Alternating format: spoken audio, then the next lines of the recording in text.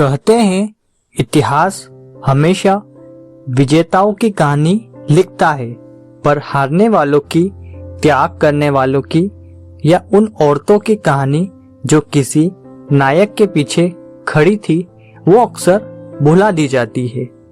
आज हम बात करेंगे एक ऐसी स्त्री की जिसे महाभारत ने राक्षसी कहा, पर जिसने अपने दिल से प्रेम और बलिदान का असली अर्थ दिखाया। उसका नाम था हिडिंबा और वो थी भीम की पत्नी। यह बुक हमें महाभारत के उसी भूले हुए पन्ने पर ले जाती है जहां एक राक्षसी और एक पांडव की प्रेम कहानी शुरू होती है। तो चलिए शुरू करते हैं। चैप्टर 1, जंगल में मुलाकात।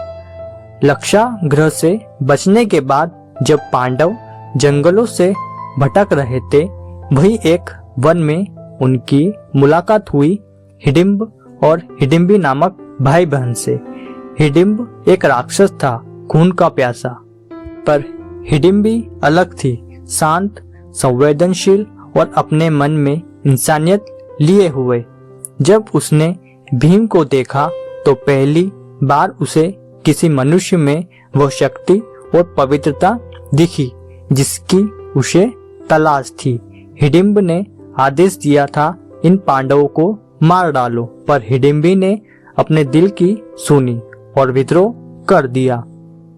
वो एक क्षण था जब प्रेम ने भय को हरा दिया। चैप्टर 2, प्रेम बनाम जाति और धर्म। हिडिंबी जानती थी कि वह एक राक्षसी है और भीम एक क्षत्रिय राजकुमार, पर उसका दिल इन सीमाओं को नहीं मानता था।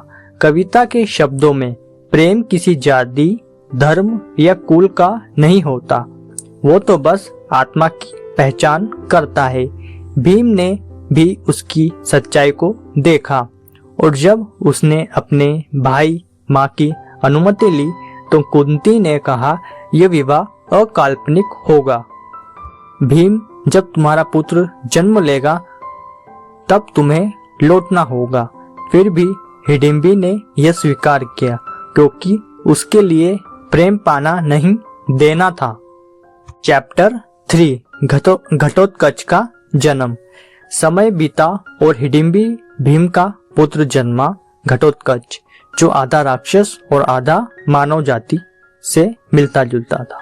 और हिडिंबी की उम्मीद भी थी और भविष्य भी, पर भाग्य देखो, जब वह थोड़ा बड़ा हुआ भीम को अपने भाइयों और माता के साथ लौटना पड़ा।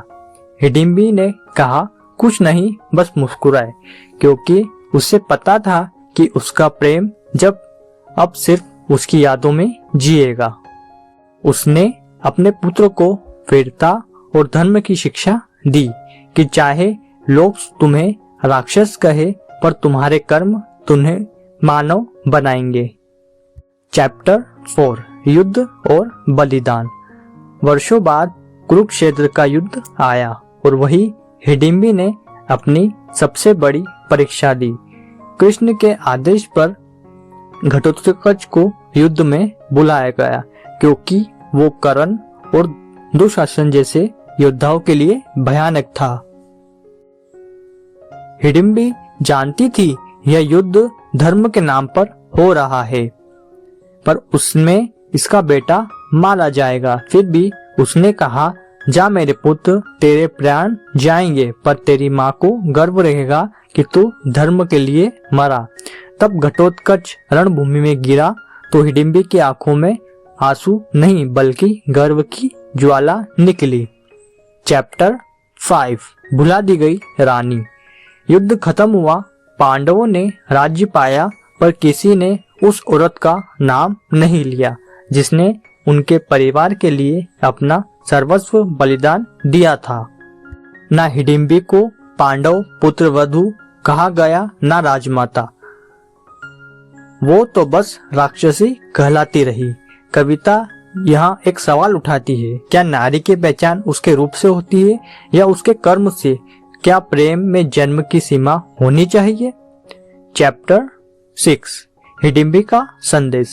हिडिंबी की कहानी सिर्फ दर्द की कहानी नहीं, बल्कि वो स्वाभिमान और आत्म साक्षात्कार की कहानी है। उसने हमें सिखाया प्रेम कभी गलत नहीं होता, भले ही समाज उसे स्वीकार न करे। त्याग सबसे बड़ी ताकत है। औरत किसी की छाया नहीं, वो खुद अपनी कहानी की नायिका होती है। कविता काणे ने हिडिंबी को वो आवाज दी है जो सदियों तक दबाई गई थी। इस किताब को पढ़ते हुए ऐसा लगता है जैसे तुम इतिहास के उस पन्ने पर पहुंच गए हो जहां एक औरत अपने दर्द को कविता बना रही हो।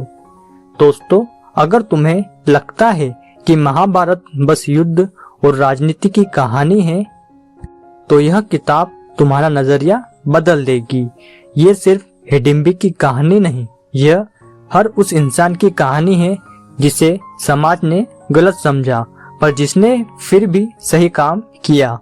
भूल मत करना, कभी कभी जो राक्षसी दिखती है वो असल में सबसे ज्यादा इंसान भी होती है।